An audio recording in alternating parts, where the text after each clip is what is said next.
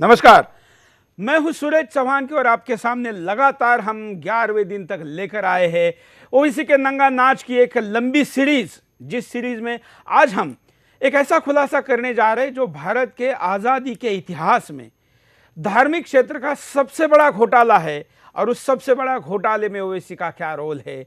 ठग ओवैसी क्यों कहा जाता है इस घोटाले से संबंधित लोगों के द्वारा ओवैसी को, और इस सारे विषय पर क्या है पूरा माजरा, क्योंकि ये एक एपिसोड में सिमटने वाला घोटाले का विषय नहीं है। हम इस विषय को भी पूरे ओवैसी के नंगा नाच के साथ साथ लगातार उठाते रहेंगे। लेकिन आज हम वक्फ बोर्ड, जो कि मुस्लिमों की धार्मिक संपत्ति के तौर पर जाना जाता है, जो देश भर में कई लाख एकड़ के तौर पर फैला है, और विशेष बात यह है कि इसमें सबसे बड़ा क्षेत्र आंध्र प्रदेश में, संयुक्त आंध्र प्रदेश में, और अब जो बना है तेलंगाना, उसमें भी आता है। एक अनुमान के मुताबिक 3 लाख से ज़्यादा नॉन रजिस्टर्ड और जो नोटिफाइड किया गया है, ऐसा करीब 75,000 एकड़ का क्षेत्र तेलंगाना में आता है, और कई हजार एकड़ आज इंक्रोचमेंट ऐसी हुई है जो कि कई लाख करोड़ रुपए के घोटाले की तरफ इशारा करती है। ऐसे में इस विषय पर आवाज उठाने वाले पत्रकार द न्यूज के हमारे साथ मोहसिन जी जुड़े रहेंगे। हम उनके पास भी जाएंगे, बात करेंगे, लेकिन उसके पहले हम जरा आपको वक्फ बोर्ड के बारे में बताते हैं।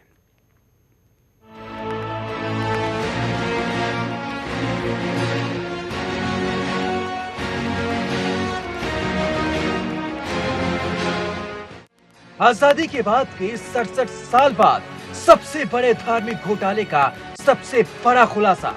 जी हाँ, हैदराबाद के मैगजीन द न्यूज के जरिए ओवैसी का सबसे बड़ा खुलासा। अपने आप को मुस्लिमों का सबसे बड़ा रहनुमा बताने वाले ओवैसी बंधुओं ने वक्फ बोर्ड की 75,000 एकड़ जमीन को हड़प लिया है, और मुसलमानों को दोनों भाई लगातार बेवकूफ बना रहे हैं। वक्फ बोर्ड की ये ऐसी जमीनें हैं जो किसी न किसी रूप से लोगों ने दान की है, ताकि गरीबों का भला हो सके। लोगों ने सहयोग के तौर पर ये जमीनें दान की थी, लेकिन ठग ओवैसी भाइयों ने उसे हड़प कर अपना उल्लू सीधा कर रहे हैं, और हैदराबाद की जनता को अपने भाषणों के जरिए गुमराह कर हिंदू के प्रति भड़का रहे हैं, ताकि उनका ध्यान वक्फ बोर्ड की जमीनों पर न जाए। लेकिन सुदर्शन न्यूज के इस सबसे बड़े खुलासे के बाद हैदराबाद की जनता जान जाएगी कि ओवैसी भाई कितने बड़े ठग हैं। अब हम आपको बताते हैं कि वक्फ बोर्ड क्या है। असल में वक्फ संपत्ति ऐसे दान में दी हुई संपत्ति से आय के रूप में संपत्ति की वस्तु है, जिसे निर्दिष्ट प्रबल मुसलमानों द्वारा किए गए दान, शिक्षा, स्वास्थ्य या गरीब मुसलमानों के लिए किसी भी अन्य कल्याणकारी गतिविधियों के लिए इस्तेमाल किए जाने वाला एक बंदोबस्ती है, जिसे ओवैसी बंधुओं ने अपने निजी स्वार्थ को साधते हुए हड़प लिया है। अब आप ही बताएं कि ये कैसे मुस्लिमों का रहनुमा है। Bureau report, Sudarshan news. हमारे साथ द न्यूज इस साप्ताहिक के पत्रकार, सीनियर पत्रकार मोहसिन जी हैदराबाद से जुड़े हैं। मोहसिन जी, मैं आपका स्वागत करता हूं और आपकी तारीफ करता हूं कि ओवैसी के नंगा नाच में आप शामिल हो रहे हैं। कई पत्रकारों को हमने बुलाया था, कोई आने को तैयार नहीं था, लेकिन आप तो इसके खिलाफ बड़े खुलासे का भंडाफोड़ कर चुके हैं।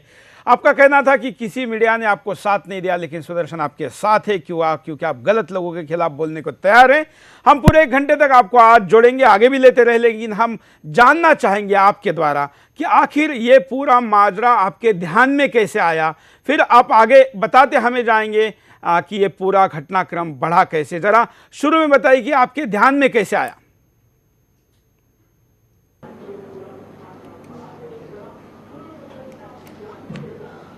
धन्यवाद सुदर्शन जी, सूरज जी धन्यवाद। ये हैदराबाद में 1956 से जब से ये ओवैसी परिवार MIM के ऊपर काबिज हुआ है,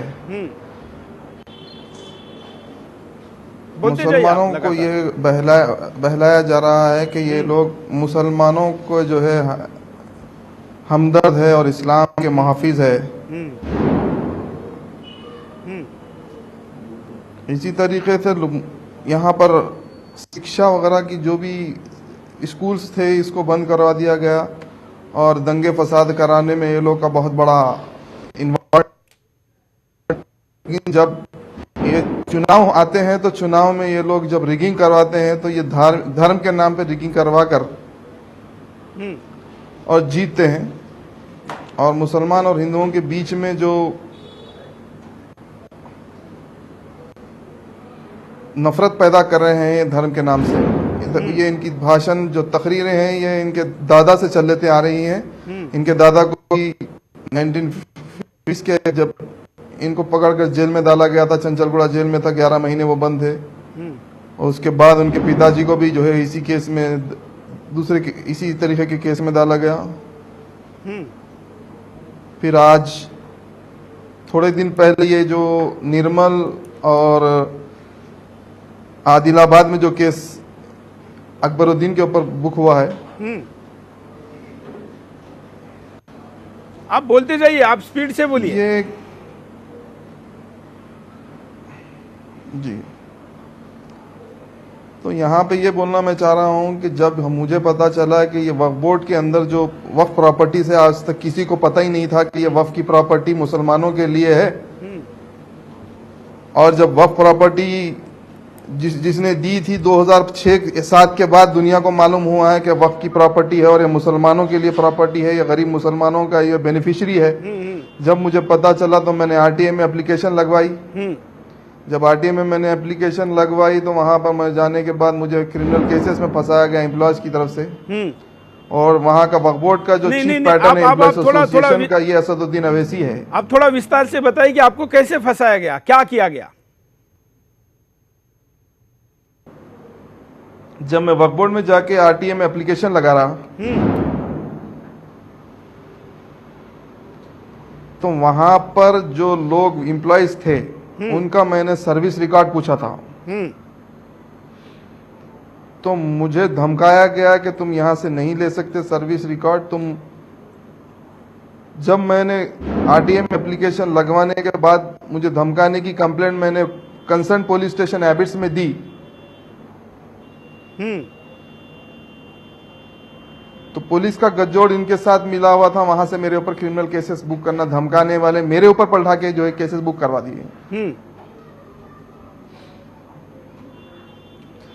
जैसे ही कोर्ट में गया, ये 2 साल 3 साल चला और कोर्ट ने कहा कि भाई इनके साथ ये गलत हुआ है और इन्होंने ये लोग जो केस बुक कराए झूठा केस है और अब इनको फंसाने के लिए जो है इनके नौकरियां इनके खतरे में बोल के ये फंसा रहे हैं बोल के बताया। जज कोर्ट में जजमेंट आया। और वक्फ बोर्ड के जो बोर्ड की जो मीटिंग होती है वो मीटिंग होती है वक्फ बोर्ड की प्रॉपर्टीज के इंटरेस्ट में काम करने के लिए। लेकिन यहाँ पर मेरे खिलाफ और कुछ लोगों के खिलाफ हमें एंटी सोशल एलिमेंट्स कहकर हमको जो है वक्फ बोर्ड के प्रीमिसेस में आने से मनाही के लिए जो है पुलिस कमिश्नर को, डीजीपी को जो है रिजोल्यूशन पास किया गया।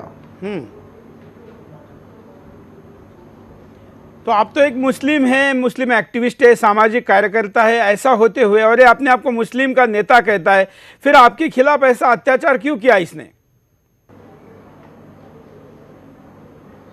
साहब, ये मुसलमानों के नाम पे ये लोग धब्बा है।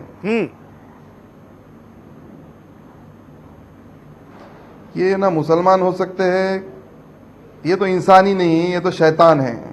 और शैतानों का कोई धर्म नहीं होता। जो अल्लाह की प्रॉपर्टी को गबन करता है, क्या वो इंसान हो सकता है? वो तो शैतान होता है। तो कितनी प्रॉपर्टी है और कैसे कैसे हड़प करना शुरू किया? शुरुआत कब हुई इनकी? देखिए, मैं जब आरटीए में जब एप्लीकेशन डाल के जब मैं निकालना शुरू किया तो मुझे 5-6 साल लगे ये सारा डाटा इकट्ठा करने में। लेकिन समझ लीजिए मैं जितना भी डाटा इकट्ठा कर चुका हूं वो सिर्फ 1% है।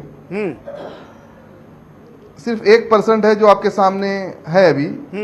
अभी 99% तो अंदर है। मैं आपको विस्तार से ये बताऊंगा कि ये निजाम के पीरियड में जो नवाबों ने की हजारों एकड़ गांवों की शक्ल में की थी। आज़ादी के बाद इसके दादा को मालूम था कि वक्फ बोर्ड के अंदर जो है कितनी जायदादें इनरोल है, तो उसने वो रिकॉर्ड के हिसाब से जहां 2000 एकड़ है तो उसको 200 एकड़ कर दिया। ओहो। और ये और कुछ लोग मिलके इसको बेचम शुरू कर दिए। ये तो बहुत बड़ा आंकड़ा हो सकता है। कितने हजार एकड़ का आंकड़ा हो सकता है आपके अनुमान के अनुसार? देखिए, अभी तक तो मैं ये बताता हूँ, जो 75,000 एकड़ जो गजीन नोटिफाइड तेलंगाना स्टेट में है, उसमें से तो तकरीबन 10,000 एकड़ का तो इन्हों और ये लोग और इनके जो भी है, ये लोग इनके साथी हैं। तो 10,000 एकड़ का आज अगर हम मार्केट रेट निकाले, क्योंकि हैदराबाद और उसका आसपास का क्षेत्र, उसका मार्केट का रेट तो बड़ा हाई है, मेट्रो के तरीके से रेट है, ऐसे में 10,000 एकड़ को अगर हम 1,000 रुपये, 1 एकड़ का 1 करोड़ रुपए भी लगाते हैं तो 10,000 करोड़ रुपए तो सीधे सीधे हो जाते हैं। नहीं नहीं, मैं बताता हूँ आपको, एक चीज ये बताता हूँ मैं आपको। देखिए,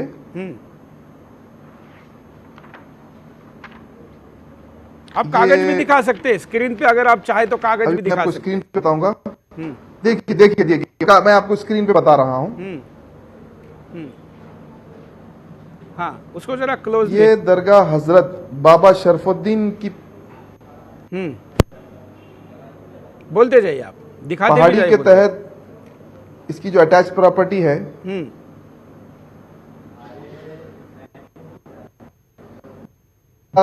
304 एकड़,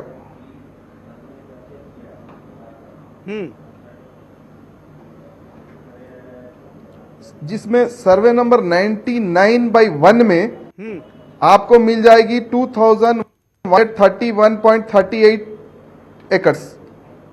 ओहो।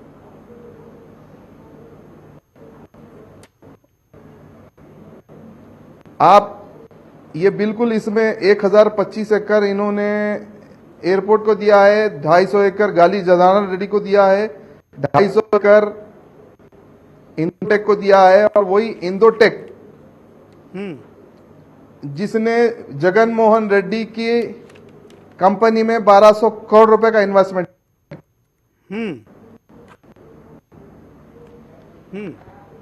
आप ये देखिए कि ये 1995 वाली बात है, जब अमानुल्लाह खान जो चंद्रायन गुट्टे के एमएलए थे, उन्होंने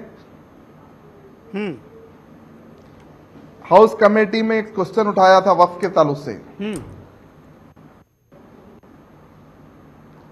उसी तब एमआईएम की तरफ से असदुद्दीन ने भी क्वेश्चन उठाया था कि भाई वक्फ बोर्ड की ये वक्फ प्रॉपर्टी कितनी है बाबा शरफुद्दीन की पहाड़ी की।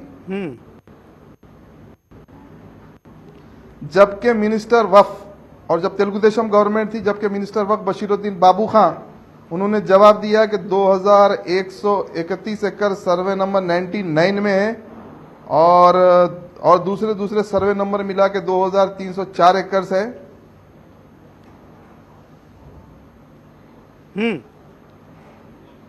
तो जब 2004 में जब गवर्नमेंट आई कांग्रेस की, हाँ,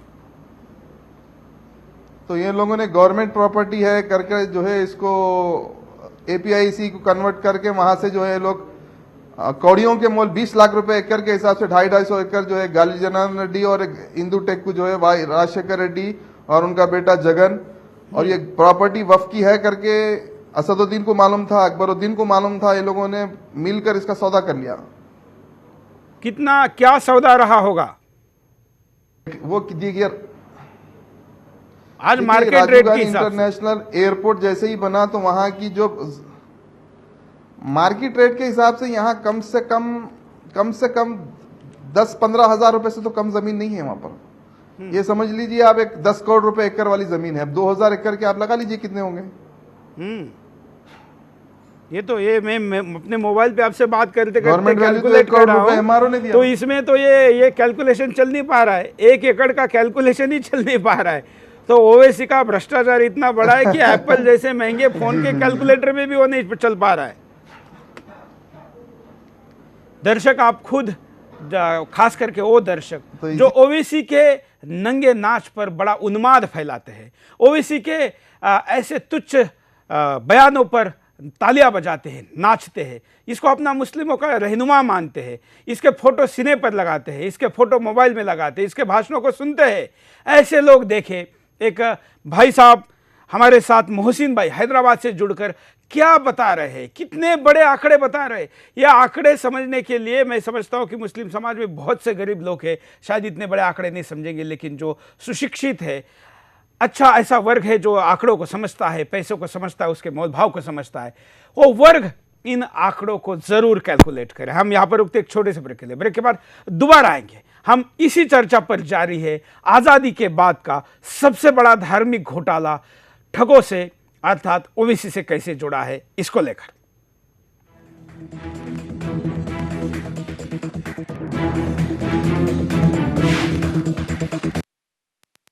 Group presents RG Residency, first landscape podium concept in Noida.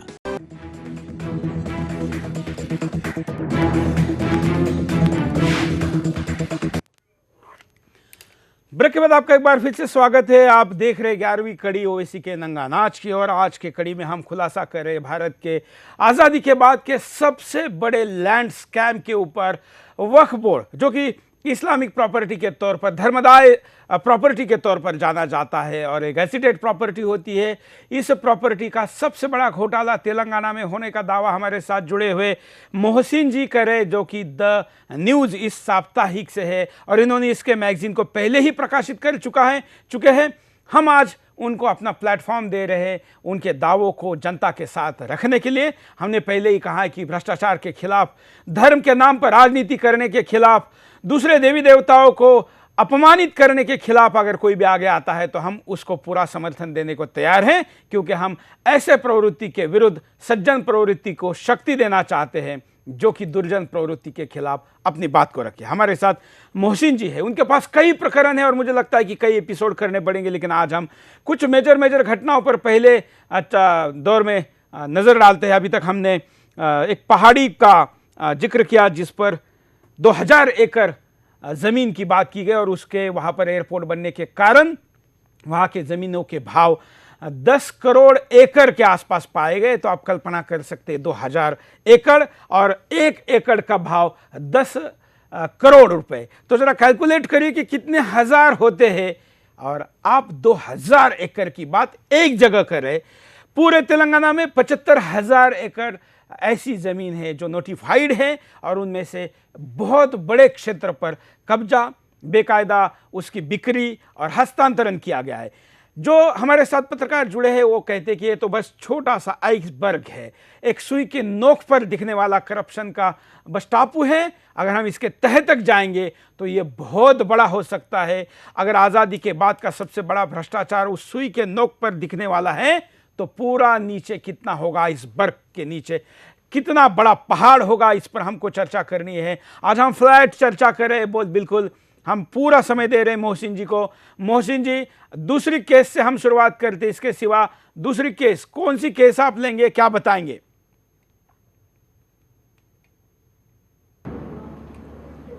Suresh ji, मैं ये बताना चाहूंगा कि ये जो अवैसी परिवार के इनकार था सुल्तान सलाउद्दीन पर एलिगेशन लगा था कि ये बाबरी मस्जिद के उसमें मामले में जो हल हो गया है, सौदा कर लिया है मस्जिद का। तो अमानुल्लाह खान ने जब इशू को उठाया था तो हैदराबाद में सिर्फ 94 में एक ही सीट आई थी, और इसको पत्थरे मारे लोग, चप्पल मारे थे। और ये मैं बताना चाहूंगा कि ये बड़ी इंटरेस्टिंग चीज है। मैं आपको अपने स्क्रीन पे देखिएगा, ये हिस्टोरिक मस्जिद है। क्या है? हिस्टोरिक मस्जिद है, मक्का मस्जिद इसको कहते हैं, जो चार मीनार के बिल्कुल दामन में है, मक्का मस्जिद। हाँ हाँ, ये मक्का मस्जिद एक हिस्टोरिक मस्जिद है, और इसके तहत जमीन एक 25 एकड़ है शेखपेट पर। मैं वो भी बताऊंगा आपको।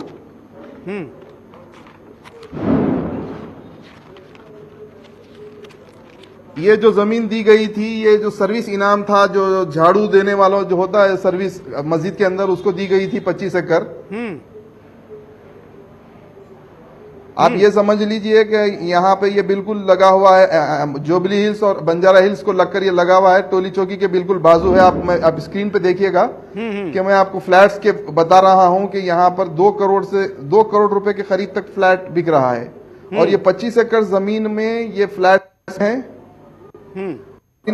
इसका फल जो था, सुल्तान सलाहुद्दीन है, इसको पता था कि वहां मस्जिद थी, वो इंटरनेशनल स्कूल के अंदर 1992 में उसने लेटर दिया था।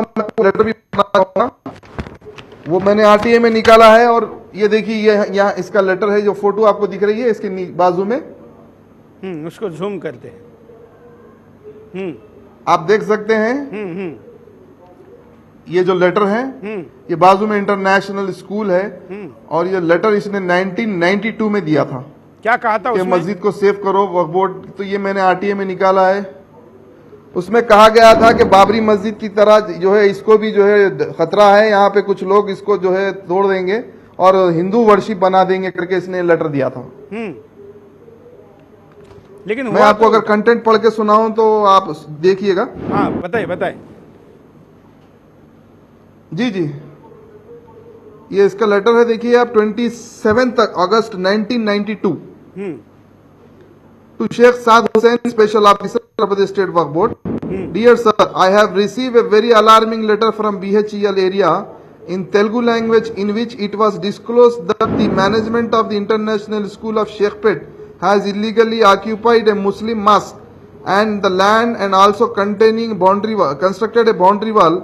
According to this letter, efforts are being made to convert this place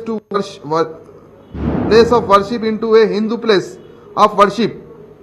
Daringly, and to this effect, certain undesired steps were also taken. Local area are prevented from enter into the said mosque. Therefore, it is too late, and situation takes too ugly turn, and I impress upon you to depute any of your officers for on the spot inquiry and thereafter effective measures to protect the mosque and its land. For your perusal, I enclose the original Telugu letter.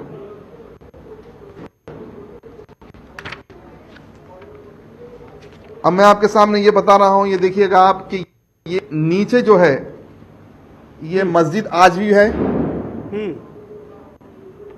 ये ऊपर जो है आप ये देख सकते हैं कि मौजूदा विधायक है, साबिका डिप्टी मेयर है मेरा जाफर हुसैन। ये ऊपर जिसका हमने गोल किया है, ये अब नामपल्ली एमएलए बन चुका है। ये खड़े कर यहाँ पर ग्रेवयार्ड्स थे, इन लोगों ने ठहर कर ग्रेवयार्ड्स छुड़वाए, और जो लोग प्रोटेस्ट के लिए आए थे एक के ऊपर केस बुक करवाए। देखिए आप इनके साथ जो गनमैन हैं, आप देखिए पीछे इनके गनमैन हैं, वो गनमैन का किस तरीके से मिसयूज हो रहा है। लैंड ग्रैबिंग के लिए गनमैन का मिसयूज हो रहा है।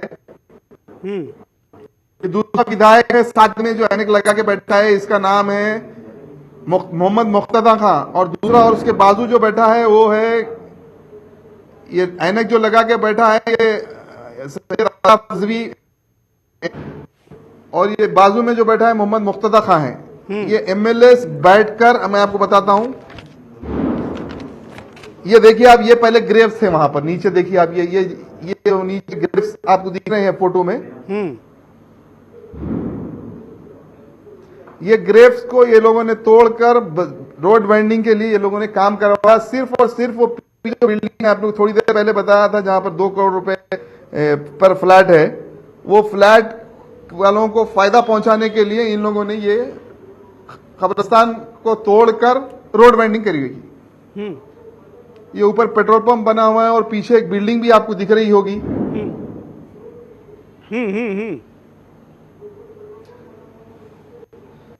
तो ये आप देख सकते हैं कि ये है। इसके बाजू में आप जो देखेंगे ये मस्जिद उमर फारूक के बोलकर जो है, जो राजीव गांधी इंटरनेशनल एयरपोर्ट, बगैर कोई ड्यू प्रोसेस के इन लोगों ने मस्जिद को तोड़वा दिया। वक्फ बोर्ड खामोश, मुस्लिम क़यादत खामोश, कांग्रेसी गवर्नमेंट के जो मिनिस्टर वगैरह वगैरह सारे इसमें मलूस, और जितने उलमाए दीन सो कॉल्ड इस्लामिक स्कॉलर अपने आप को क्लेम करते हैं और जो इसके साथ मंच पे साथ बैठते हैं, ये लोग भी खामोश। और 1.5 एकड़ का कब्रिस्तान था, इसमें वो कब्रिस्तान भी चला गया।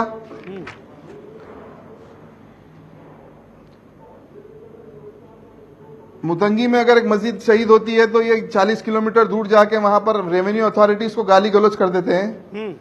और जब भी कोई मस्जिद की बात आती है या बीजेपी की बात आती है तो ये कहते हैं कि मुसलमानों के मस्जिदों को बीजेपी मुसलमान होशियार हो जाओ।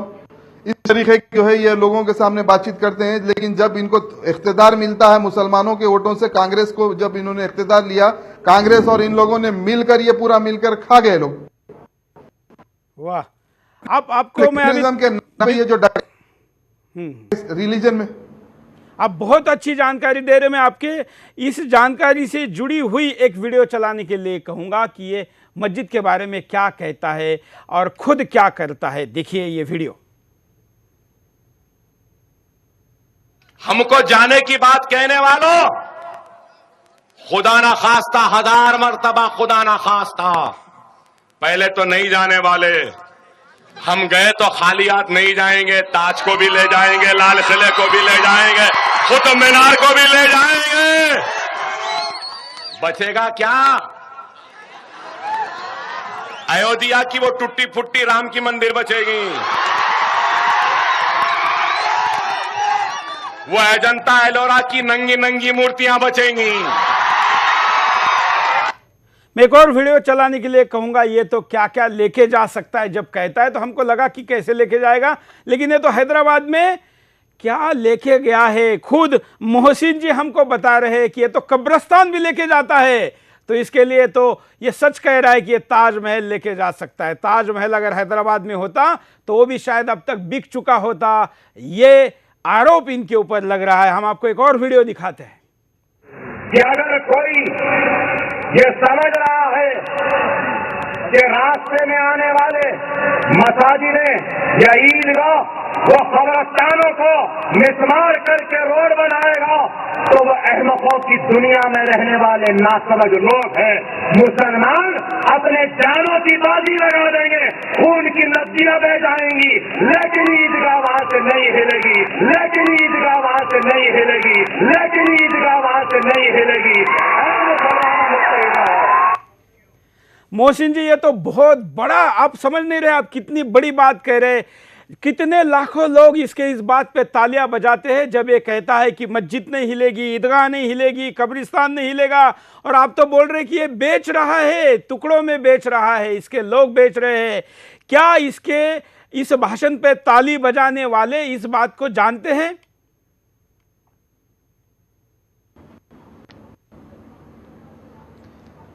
सुरेश जी, ये तो आम जनता तो नहीं जानती कि इनके चेहरे के पीछे कौन सा और दूसरा चेहरा है। ये इंसान की शक्ल में शैतान बनकर घूम रहे हैं। और ये आपको मैं बताना चाहूंगा कि ये एक मस्जिद को जो है किसी ने शहीद कर दिया था। नहीं, मैं पहले मालापुर के अंदर मस्जिद है। पहले ही मसले पर आपसे साथ थोड़ा कंटिन्यू करना चाहूंगा कि पहली मस्जिद को कैसे तोड़ा गया, वहां के कब्रिस्तान को कैसे तोड़ा गया। जो बात अभी तक आप बता रहे थे, इस बात को थोड़ा और विस्तार से बताएं, क्योंकि हैदराबाद शहर के अंदर का यह मसला है। मोहसिन जी। नहीं, देखिए, जैसा मैं आपको बता रहा हूँ, ये बुक देखिए, मैं आपको ये बुक बताऊंगा। ये मैंने सारी इकट्ठा कर मैंने इसको जो है पब्लिश किया है। और इसको मैंने ऑनलाइन पे भी वो किया है।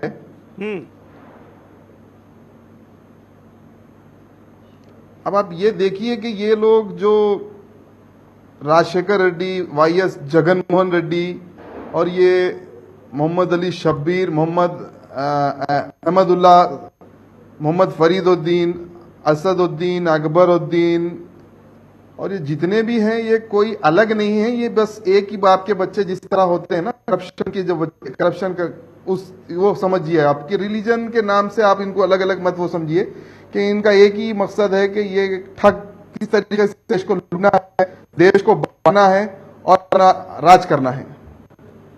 ये तो बहुत बड़े बड़े भाषण देता है, कहता है कि किसी मस्जिद के ईंट को हाथ नहीं लगा देंगे, 1 इंच जमीन पर पैर रखने नहीं देंगे। और खुद तो मस्जिद में झाड़ू लगाने वालों के लिए ईमान में दी गई जो जमीन है उसके ऊपर एक एक फ्लैट 2-2 करोड़ का है। और इतने एक बड़े क्षेत्र में कई हजार फ्लैट है, तो आप समझ सकते हैं कि आखिर कितना बड़ा घोटाला है, कितना बड़े पैसे की हेरफेर है। और इस हेरफेर को बाहर निकालने में मोहसिन जी सचमुच आपकी तारीफ करनी पड़ेगी कि आपने बहुत बड़ा काम किया है। आप अभी हम दूसरे केस के ऊपर जाएंगे, जो केस आप अभी बताना चाहते हैं।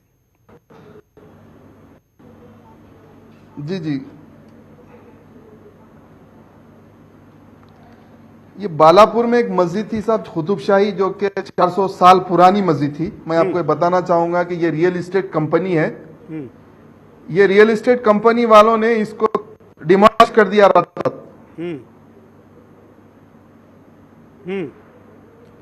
जब डिमोलिशन इसका हो रहा था तो ये बिल्कुल, आप ये समझ, इनका जो हेडक्वार्टर है, हेडक्वार्टर से बड़ी मुश्किल से 10-15 किलोमीटर के आसपास ही होगा। ये मीडिया में बात आ गई, ये नेट पे बात आ चुकी, फेसबुक पे बात आ चुकी। इनके ऊपर जिसने भी तोड़ा है उनके ऊपर जो है क्रिमिनल केस बुक हुआ पुलिस स्टेशन। जब पहाड़ी शरीफ पुलिस स्टेशन ने क्रिमिनल केस बुक करने के बाद में इन लोगों को जब रिमांड किया गया, रिमांड करने के बाद में वक्फ बोर्ड के अंदर जो बोर्ड मेंबर्स बैठे हैं, वो बोर्ड मेंबर्स और इन लोगों का जो मिली जुली है, हाई कोर्ट में जाकर काश हो गए। मुसलमानों के हितों के लिए हम लोग कॉम्प्रोमाइज कर रहे हैं। तो बताइए, मुसलमानों के हित के लिए मस्जिद तोड़ने वालों से कौन कॉम्प्रोमाइज कर सकता है?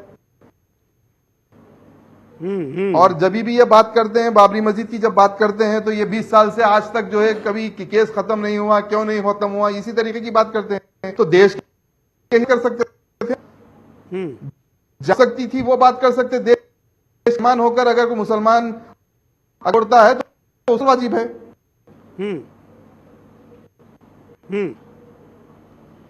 अब इसी तरीके से ये लोगों, उनका जो है बोलना एक है और करना एक है।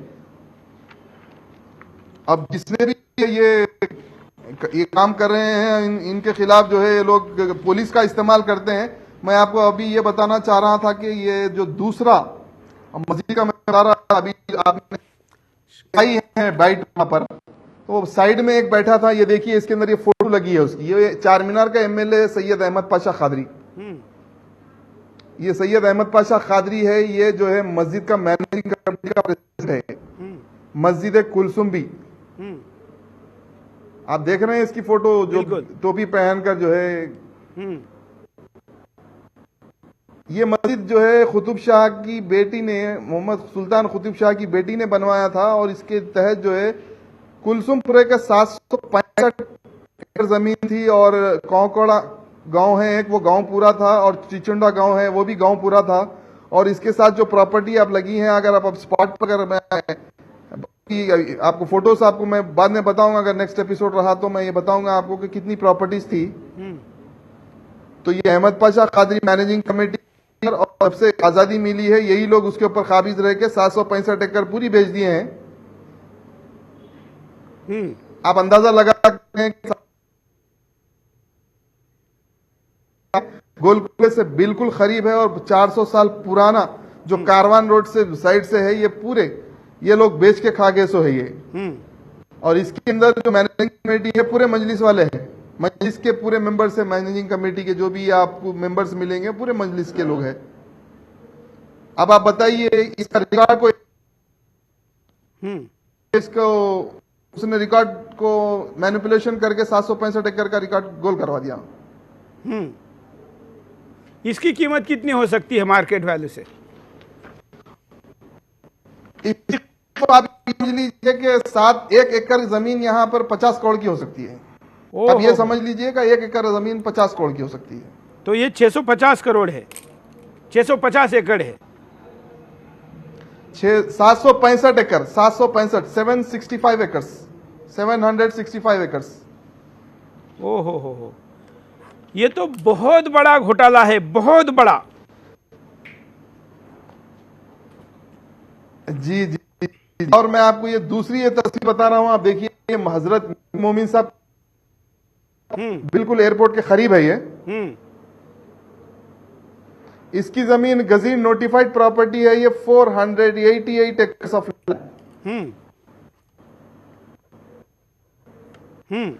आप देखेंगे कि इसके अंदर जो साबिका एमएलए था विरासत रसूल खान, इसके पास 20 एकड़ जमीन थी, वो रेगुलराइजेशन के लिए गया, जबकि अंदर इसके के अंदर कोई प्रोविजन नहीं है कि इसको सेल कर सके या ट्रांसफर कर सके या गिफ्ट कर सके।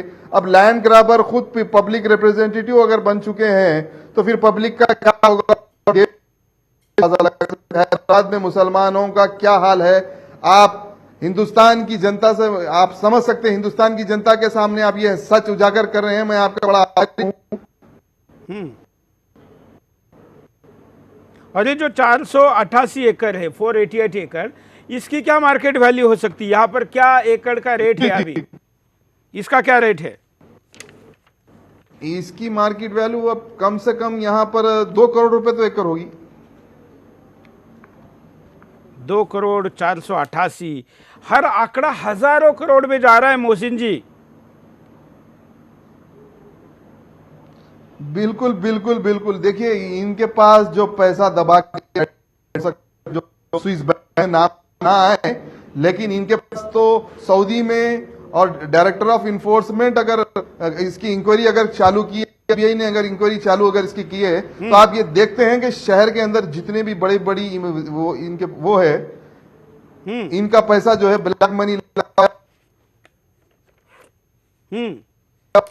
पर लगा हुआ है।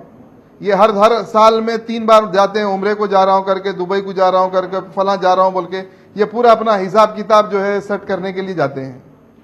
ऐसा लेकिन आपका मानना पड़ेगा, आपने बड़ा ध्यान रखा है इनके ऊपर और इनके करतूतों के ऊपर कि ये क्या करते हैं हर बार। हम दोबारा एक छोटे से ब्रेक के लिए नहीं, मेरा ध्यान रखने वाला। हाँ, हम दोबारा यहाँ पर एक छोटे से ब्रेक के लिए रुके। ब्रेक के बाद दोबारा आएंगे ओवैसी पर सबसे बड़ा खुलासा, जिसके बाद इसके पूरे कुनबे को जेल हमेशा के लिए हो सकती है और काले धन का बड़ा खुलासा भी यहाँ पर मोहसिन जी करे। रुकते एक छोटे से ब्रेक के लिए।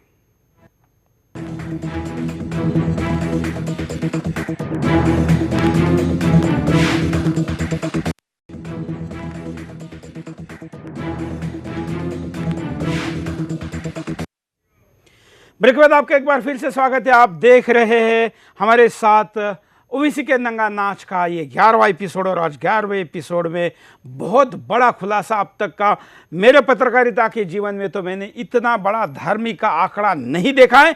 और हमने इस कार्यक्रम के पहले इंटरनेट पर सर्च किया है तो भारत में इतना बड़ा धार्मिक घोटाला नहीं हुआ है। यह heart of the city Hyderabad में हुआ है और करने वाला कौन है?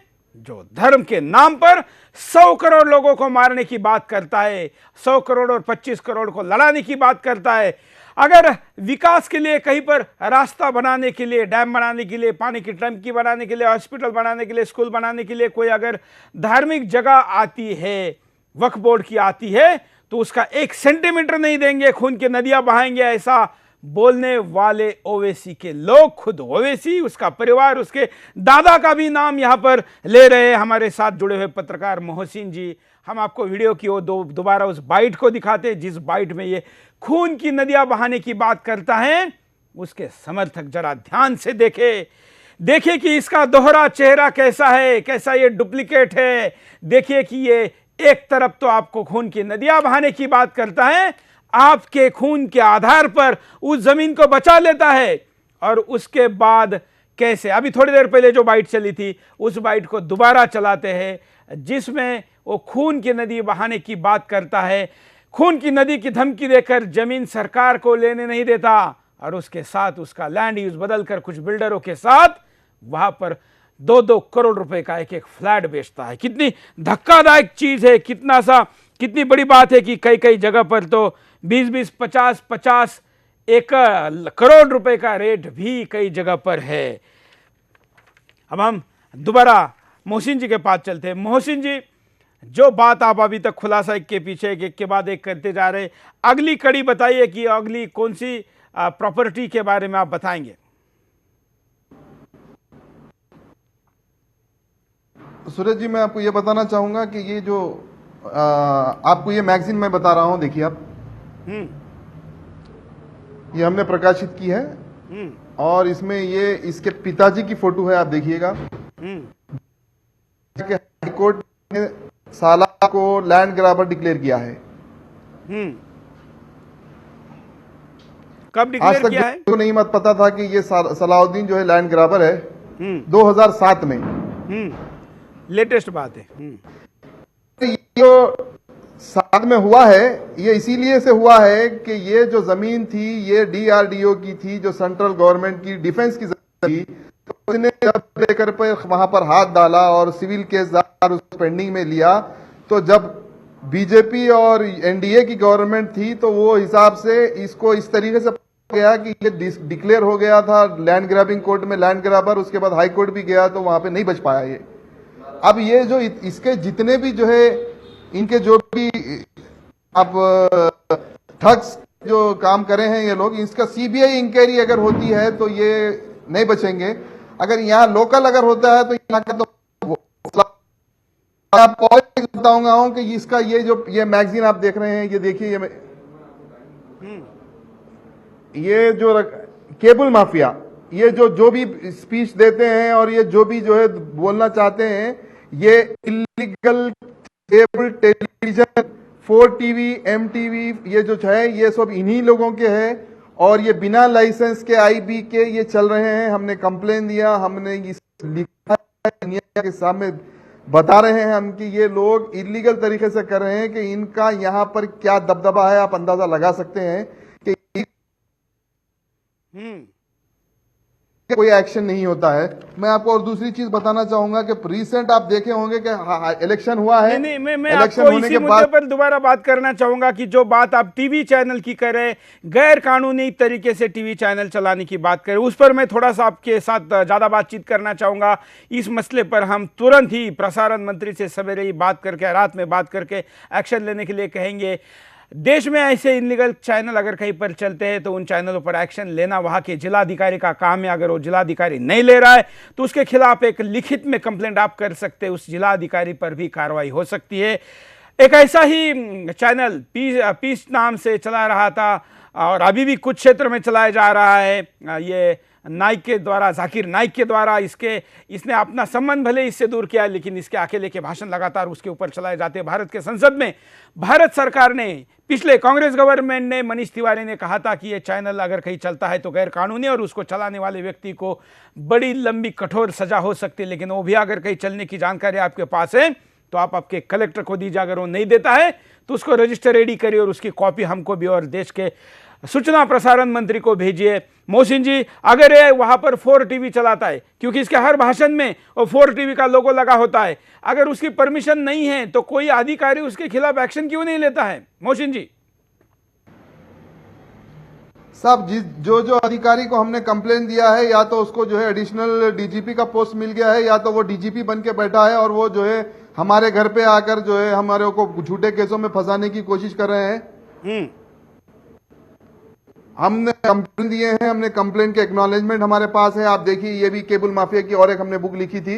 और हम जान से या किसी चीज से घबराने वाले नहीं है। जो चीज सामने है आपके सामने प्रैक्टिकली बता रहे हैं आपको प्रूफ के साथ कि हमने कंप्लेंट दी थी, हमने क्या क्या किया है। ये जो 4TV है, MQTV है, उर्दू टीवी है और वो भी DG केबल है, ये सारे लोकल केबल ऑपरेटर का इन्होंने जो है रजिस्ट्रेशन करवाया है। इनके पास कोई मिनिस्ट्री ऑफ इंफॉर्मेशन और ब्रॉडकास्टिंग से परमिशन नहीं है, जबकि केबल रेगुलेशन एक्ट के हिसाब से जो है कमिश्नर ऑफ पुलिस और डिस्ट्रिक्ट कलेक्टर और RDO इन लोगों के ऊपर एक्शन लेना चाहिए। मैं आपके पास इतने बता सकता हूं कि मैं इतने कंप्लेन इनको दे चुका हूं कि कभी कभी ऐसा लगता है कि भाई क्या ये लोग अंधे बहरे और काणे हो गए कि इतना वो हो जाए।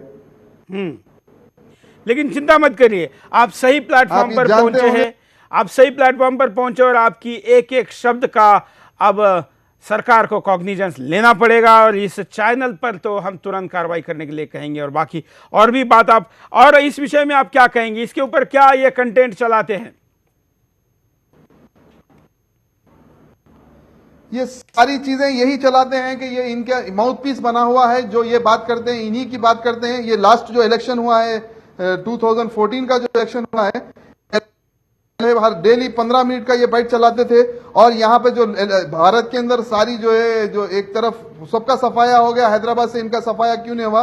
मैं जनवरी में जो है चोरी किया था मैंने। आप देखेंगे कि इनका एक कार्यकर्ता के पास 3 कार्ड है, उसकी बीवी के पास 2 कार्ड है, नाम बदल बदल कर, उसकी बेटी के पास 2 कार्ड है। मैं आपको खोल के बता, अब आप बताइए, इस तरीके से अगर ये लोग माफिया चलाते हैं, वोटर इनरोलमेंट अगर करते हैं, तो फिर लोकतांत्रिक लोकशाही कहां पे है? ये बिल्कुल, इसके बार बार यहाँ पर इलेक्शन के कंप्लेंट हमने दिए, बार बार जो चुन के ये आ रहे हैं, पैसे का जो वो कर रहे हैं, आपको मैं बता रहा हूं ना, ये इसके रीजन दुनिया तो यही समझेगी कि भाई ये लोग जो है मुसलमान इनको इतना चाहता है। ये देखिएगा, आप, मैं आपको बता रहा हूं, ये मैंने प्रकाशित किया था नाम के साथ में, आप देखिएगा कि इसके अंदर कैसे मजाक बनाया गया इलेक्शन के प्रोसेस का।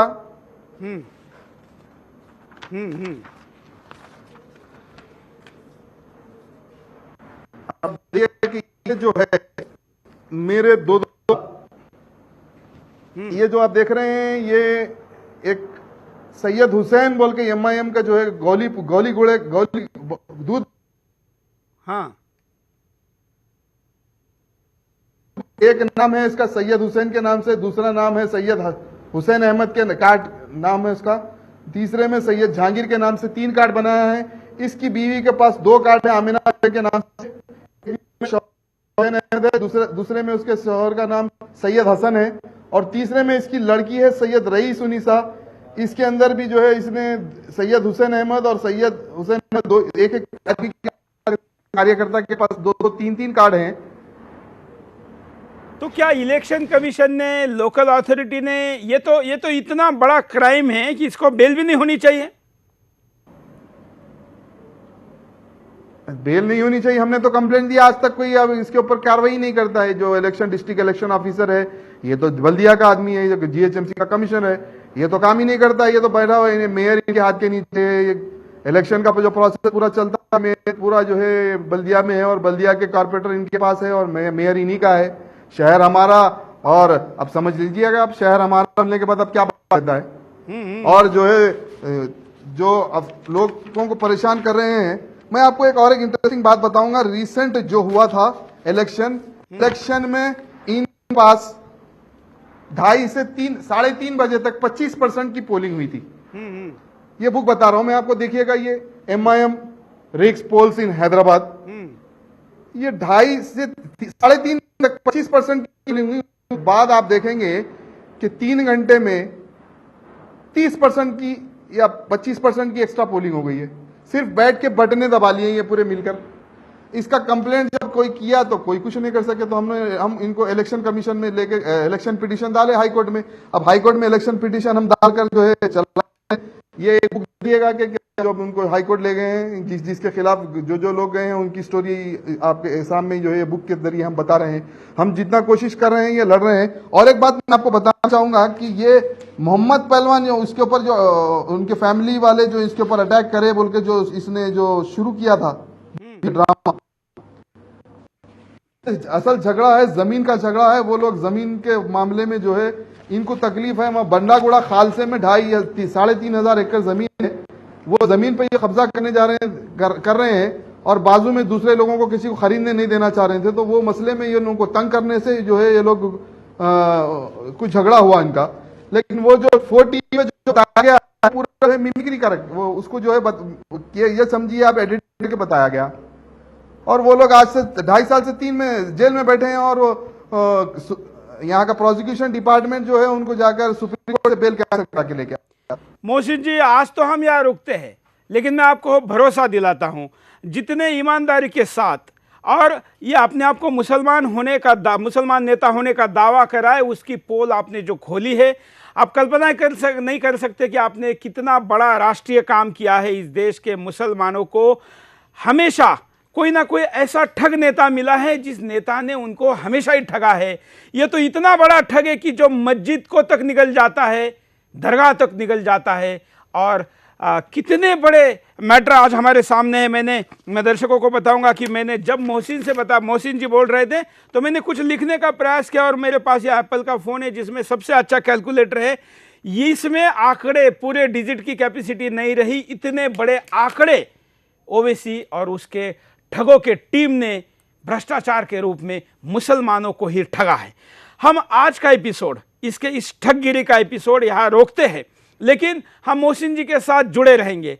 और मैं इस कार्यक्रम से एक चिंता व्यक्त करता हूं, हैदराबाद पुलिस ध्यान रखे, जब मोहसिन जी ऐसे नेशनल प्लेटफॉर्म पर आके ओवैसी जैसे दरिंदे के खिलाफ बोल रहे हैं तो इनके जान को खतरा हो सकता है, क्योंकि वहां पर इसके खिलाफ कोई मुंह नहीं खोलता है।